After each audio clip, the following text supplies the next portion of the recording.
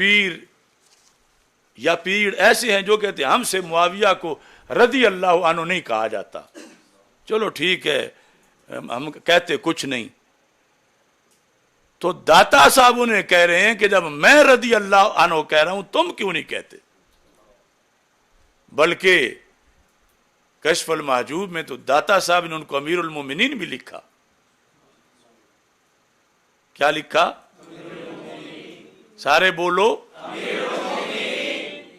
اور جس ذات کو داتا صاحب امیر المومنین کہیں اور طاہر القادری کہے کہ کف لسان کا مطلب ہے شان کو ہی نہ بیان کرو، یعنی یہ منہاجی بگوتر کسی جہالت کدے میں پلنے والے اب کوئی فضائل امیر معاویہ بیان کرے تو کہتے ہیں اہل سنت میں حکم ہے کف لسان کا. تو کمینوں کف لسان یہ ہے کہ زبان سے ان کا عیب بیان نہ کرو، ان کی طرف عیب منسوب نہ کرو، ان کو گالی دینے سے زبان بند رکھو، یہ ہے کف لسان. یہ نہیں کہ ان کی شانیں بیان نہ کرو. شانیں جب سرکار نے بیان کی ہے تو تمہیں کیا تکلیف؟ کتنی احادیث ہیں صحیح فضائل امیر معاویہ رضی اللہ تعالیٰ عنہ میں، صحیح احادیث، اور کتنی حدیث کی کتابیں ہیں جامع ترمذی سمیت جن میں باب ہے باب و فضائل معاویہ رضی اللہ تعالیٰ، اور ان کو وہ زہر پلایا گیا ہے کہ ان کا جلسہ نہ کرو کیونکہ کف لسان کا حکم ہے. بلا تشبیہ و تمثیل آپ کسی کو ناراض ہو رہے ہیں اور اسے کہتے ہیں زبان بند رکھ، اور آگے جو ہے وہ کہے الحمدللہ، تو کیا پھر بھی کہو گے زبان بند رکھ؟ وہ کہے سبحان اللہ، کیا پھر بھی کہو گے زبان بند رکھ، آواز بند رکھ؟ آواز بند رکھ یعنی ایک بندہ اگر تمہیں گالیاں نکال رہا ہے تم کہتے ہو آواز بند رکھ، اور وہ آگے تمہاری کوئی شان بیان کر دیتا، کیا یہ بھی مطلب ہے کہ آواز بند رکھ؟ بند رکھنے کا تو یہ مطلب ہے کف لسان کا کہ ان اللہ فی اصحابی، میرے صحابہ کے بارے میں اللہ سے ڈرتے رہنا. لا تتخذوهم غرضا من بعدی، انہیں میرے بعد نشانہ نہ بنا لینا. فمن احبہم فبحبی احبہم، جس نے ان سے پیار کیا مجھ سے کیا. فمن ابغضہم فببغضی ابغضہم، جس نے ان سے بغض رکھا اس نے مجھ سے بغض رکھا. تو اس بنیاد پر یعنی کف لسان یہ تھا کہ جنہیں فضیلت بیان کرنے کے کوئی لفظ نہیں مل رہے چپ کر کے بیٹھیں، کوئی ہلکا لفظ نہ بولیں، اور جنہیں فضائل کا پتہ چل گیا انہیں تو نہیں روکا جا رہا، وہ ان کی فضیلت بیان کریں. اور یہ پہلے ہم کئی بار بیان کر چکے ہیں کہ ان کا فضیلت کا باب اپنی جگہ ہے، لیکن مولا علی رضی اللہ تعالی عنہ تو مولا علی ہیں، آپ سے ان کا کوئی مقابلہ نہیں، کوئی تقابل نہیں. یعنی جس طرح کے فرق مراتب بے شمار، اعلیٰ حضرت نے فرمایا حق بدست حیدر کرار مگر معاویہ بھی ہمارے سردار، تان ان پہ بھی کار فجار. تو یہ شروع سے اہل سنت و جماعت کا طریقہ آ رہا ہے. اب یہ دیکھو میں آپ کے سامنے یہ نسخہ طہران ہے، کشف المحجوب نسخہ طہران. نسخہ طہران کے صفحہ نمبر 63 کو پڑھتا ہوں، جہاں یہ جملہ آتا ہے گفتن کہ امیر المومنین بریکٹ میں ہے معاویہ، امیر المومنین از تو عذر می خواہد، یہ 5000 دینار بھیج کے امیر المومنین معاویہ رضی اللہ تعالیٰ عنہ اے حسین آپ سے معذرت بھی کر رہے ہیں. امیر المومنین یہ گنج بخش کی کشف المحجوب میں حضرت امیر معاویہ رضی اللہ تعالیٰ عنہ کو امیر المومنین کہا گیا،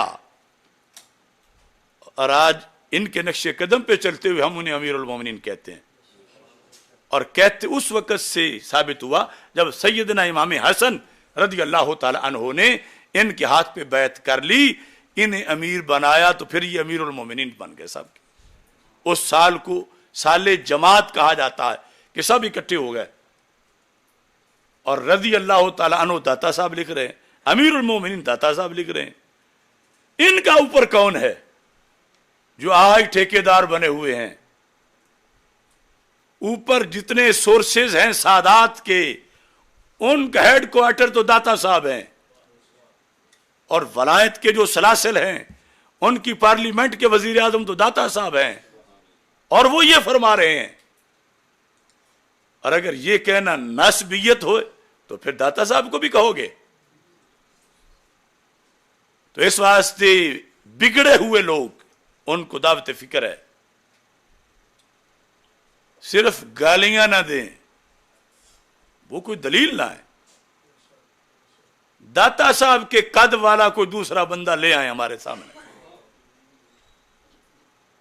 مناظرے کے لیے تو ویسے کوئی نہیں آتا، میں کہتا ہوں اپنے گھر بیٹھ کے کوئی ویڈیو بنا دو، مجھے کوئی ایک ایسی کشف المحجوب دکھا دو کہ جس کے اندر داتا صاحب نے حضرت معاویہ کے خلاف لکھا ہو، یا اسی پلڑے میں تولا ہو جس میں یزید پلید کو تولا جاتا ہے۔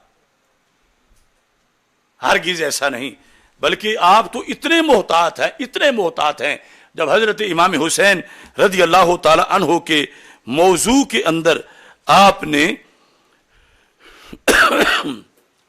واقعہ کربلا کا تذکرہ کیا، حضرت داتا گنج بخش رحمۃ اللہ علیہ نے۔ اب کتنا تلخ موقع ہے، اور جب سادات مستورات سادات کو کربلا سے شام پہنچایا گیا، اس وقت کے تذکرے میں بھی داتا صاحب کا قلم اتنا محتاط ہے، جب نام لکھا یزید پلید کا، یزید بن معاویہ یہ لکھا، تو آگے چونکہ داتا صاحب حنفی بھی ہیں، کٹر حنفی ہیں، اور وہ حنفی ہیں کہ جن کی حنفیت پر دربار رسالت سے مور لگی، کہ جب رسول پاک صلی اللہ علیہ وسلم کی زیارت کی حضرت گنج بخش نے، تو سرکار دو عالم صلی اللہ علیہ وسلم نے ایک بچے کو، ایک شخص کو یوں اٹھایا تھا جیسے بچے کو اٹھایا جاتا ہے، لیکن تھا وہ بوڑھا۔ تو کہتے ہیں میں نے آگے بڑھ کے پوچھا یہ کون ہے؟ تو رسول پاک صلی اللہ علیہ وسلم نے فرمایا این امام تس و اہل دیار تو ابو حنیفہ، کہ یہ تیرے اور تیرے علاقے لاہور والوں کے امام ابو حنیفہ ہیں۔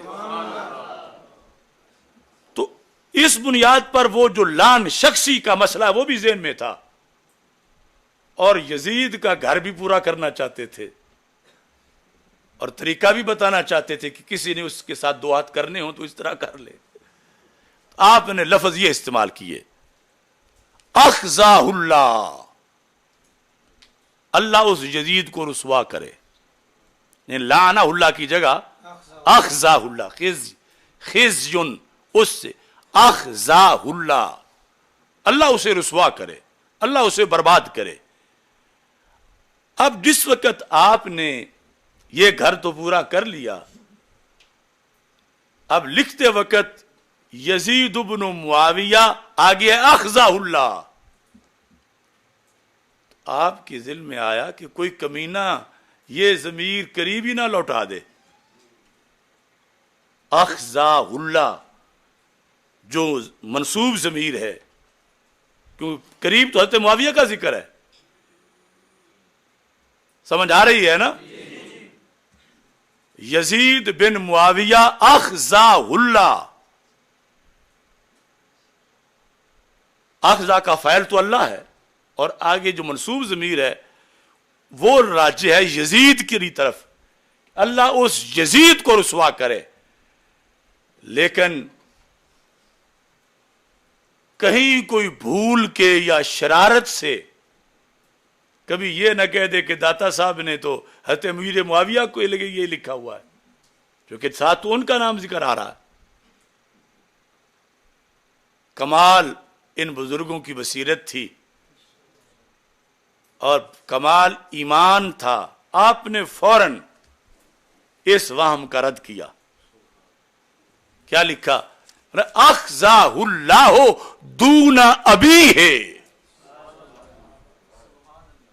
دون اب سارے شک نکل گئے اور یہ بھی پتہ چل گیا کہ یزید والے مسئلے میں حضرت امیر معاویہ کی طرف نہ دیکھو، یعنی کتنے لوگوں کو آج یہ بیماری ہے، یزید سے بولتے فٹ امیر معاویہ پر بھونکنا شروع کر دیتے ہیں۔ تو داتا صاحب نے کہا کہ شرم کرو ان کے شرف صحبت کا۔ یزید کو کہا اللہ اسے رسوا کرے، دونا نہ کہ یزید کی ابا جان کو۔ اب کیا مجبوری تھی اتنی کہنے کی؟ ابھی اس وقت تو اعتراض کیا کسی نے نہیں تھا، لیکن پہلے ہی یہ لفظ لکھ کر داتا صاحب نے امت کو رستہ دکھایا کہ یزید پلید کی وجہ سے کہیں حضرت امیر معاویہ پہ حملہ آور نہ ہو جانا، یہ بہت بڑی آزمائش ہے کائنات میں کہ یزید پلید ہے اور معاویہ پاک ہیں۔ اخزا اللہ دونا، یہ جملہ سارے پکا لو، اخزا اللہ دونا۔ اب یہ اللہ کی طرف سے سعادت ہے، اس بات کو بھی سب سے پہلے میں نے ہائی لائٹ کیا، کیونکہ جو اردو ترجمے والے تھے نا، انہوں نے یا تو اس کا ترجمہ ہی نہیں کیا اخزا اللہ کا، اخزا اللہ دون ابی ہے، یعنی یوں لکھ دیا جس طرح کہ کہا جاتا ہے قال زید رحمہ اللہ، تو حضرت زید رحمہ اللہ نے کہا، یعنی اس کے ترجمے کی ضرورت ہی نہیں محسوس کی جاتی یا توجہ نہیں کی جاتی کہ یہاں کتنے بڑے مسئلے کا حل ہے۔ تو آپ تراجم دیکھ لیں جا کر، اور پھر جن کا آپ رد کر رہے تھے تاڑنے والے بھی قیامت کی نظر رکھتے ہیں، انہوں نے اس مقام سے یہ لفظ بدلنے کے لیے، دونا ابی ہے کاٹنے کے لیے پوری کشف المحجوب اپنی طرف سے چھاپی کہ اس ایک لفظ کی تلاشی کون لے گا، اور پھر چلتے چلتے یہ رائج ہو جائے گا اخزا اللہ حضرت امیر معاویہ کے ذکر کے ساتھ۔ یہ کشف المحجوب جو تہران والی ہے، دیکھ لو اس سے، اگر انہیں شیطان نے یہ شانیں چھپانے پہ لگایا ہے، اللہ نے ہمیں شانیں دکھانے پہ لگایا ہے۔ اور یہ لائیو معلل اعلان کہہ رہا ہوں، اور ادھر علماء اہل سنت کو بھی دعوت فکر دیتا ہوں، کیوں نہیں آج تک اس غلطی کو اجاگر کیا گیا کہ ایران میں اگر حکومت مل گئی ہے ان کو، تو ان کا کیا تک بنتا ہے کہ ہماری کتابوں میں تحریف کریں۔ ایک طرف سعودی عرب والے تحریف کر رہے ہیں، دوسری طرف یہ تحریف کر رہے ہیں، اور کتنے اہل سنت ہیں جو اس پہ موج کرن دے، جو کچھ کر دے رہے ہیں۔ لیکن اللہ کا فضل ہے کہ ایک ایک لفظ کی ہم تلاشی لے رہے ہیں کہ کون کہاں سے دھوکہ دے رہا ہے اور کیوں دے رہا ہے۔ یہ کشف المحجوب نسخہ تہران، اس کے اندر لکھتے ہوئے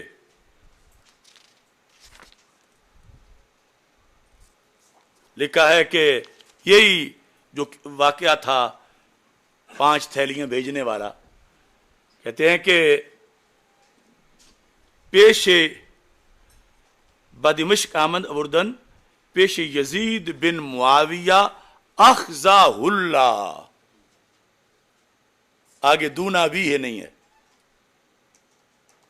اب میرے پاس یہ نسخہ پڑا ہے، یہ کئی نسخے، یہ بھی فارسی نسخہ جو بہاؤالدین زکریا ملتانی کا ہے، اس میں دونا ابی واضح لکھا ہوا ہے فارسی میں، وہ جو سید صاحب کا ترجمہ ہے اس میں ترجمہ نہیں کیا گیا لیکن اخذہ اللہ لکھا گیا دونا بھی ہے.